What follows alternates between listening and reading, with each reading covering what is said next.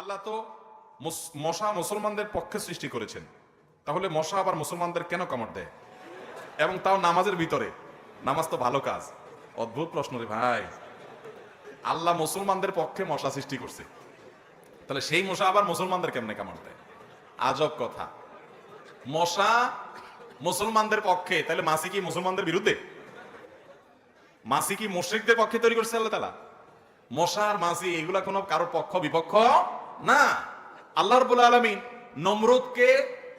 নমরুদকে আল্লাহ তাআলা শায়েস্তা করেছেন মশা দিয়ে।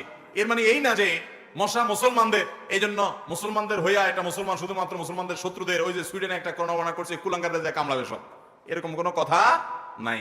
বরং মশা আল্লাহ তাআলার সৃষ্টি, এটা মুসলমানরাও কামড়াবে মুসলমানরাও কামড়াবে, এটা মুসলমানদের পক্ষে। এটা আপনারা কে বলছে? আল্লাহ তাআলা একটা বিশেষ কাজে মশাকে ব্যবহার করেছেন।